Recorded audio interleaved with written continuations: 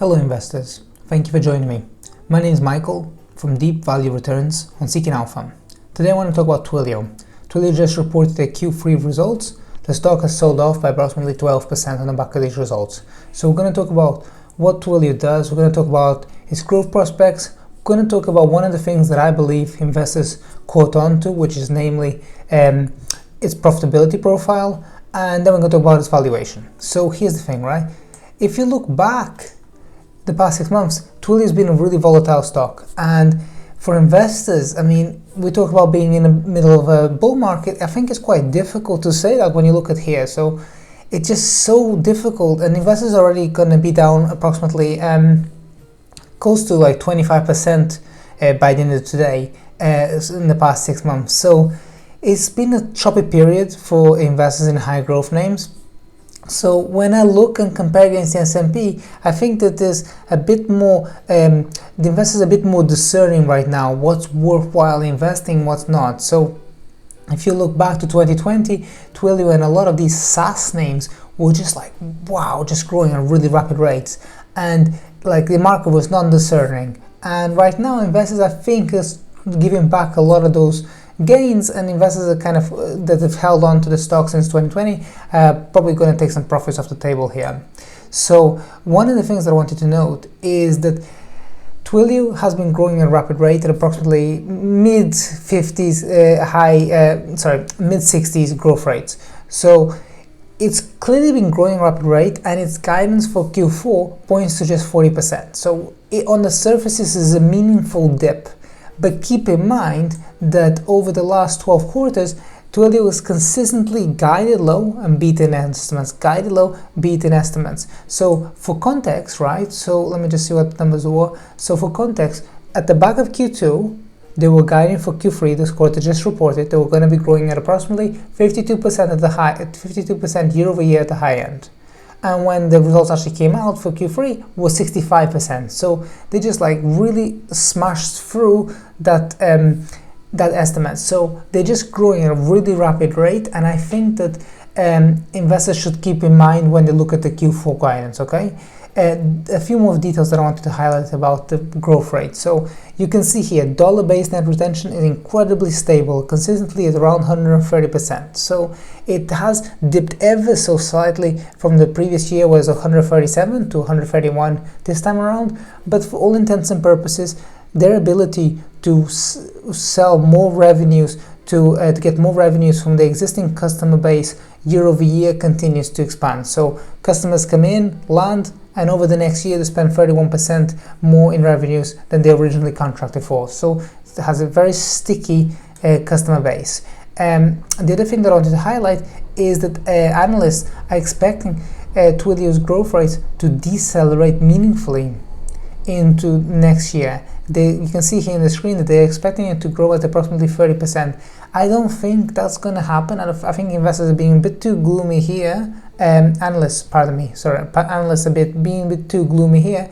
I think that Twilio has a long history of growing at mid-40s. I think that more likely than not, if you take in case that you got a sticky dollar-based net retention of 130% and active customer bases are still growing at 20% year over year, those two combined, I think that it will, into next year, it will mean that Twilio is growing at more than, as investors, that analysts expecting at mid 30% CAGR. So I think that the analysts are too gloomy here.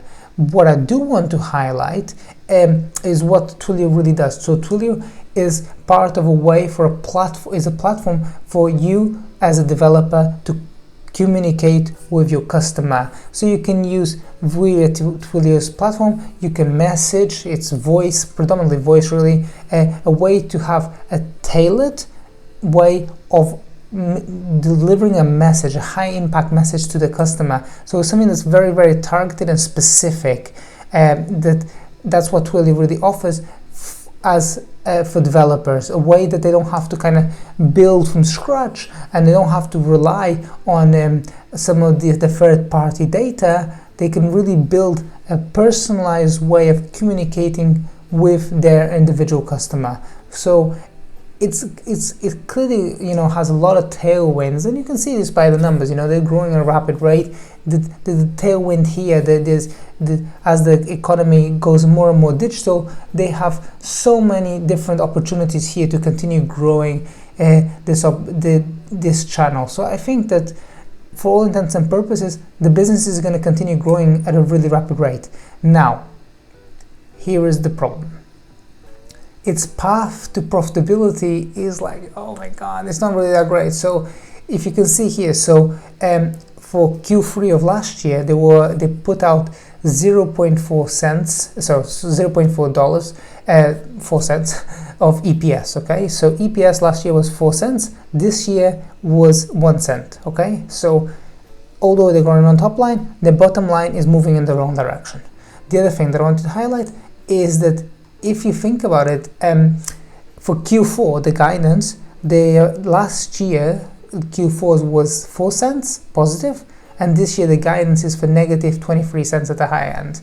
So again, the more it's growing, the less profitable it's becoming. And I think that you can see here, so in the cash flow statement, you can see this is for the 9 months of this year, but you can see that if you look for the 6 months and you subtract out, you can see that in this quarter there were negative 46 million that they put out of cash flows.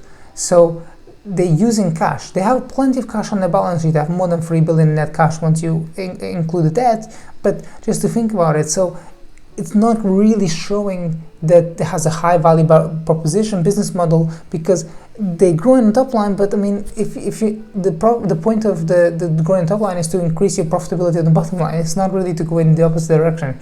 So I don't know. Essentially, if you're having to pay here 17 times next year's revenues, I'm not sure that this is compelling enough. I mean, I don't have any position here. I just, you know, as an investor, kind of not really sure if I would be willing to pay 17 times next year's sales. Yes, you can make the case that it's growing, and it's probably going to be growing at, like, let's say mid-40s, but investors are happy to embrace losses as long as they're kind of closest to break even and they're stable. If they appear to be coming lower and lower over time, investors don't really want to pay such a high multiple for the stock. And I think that that's why the stock is down approximately 12% in the after hours market.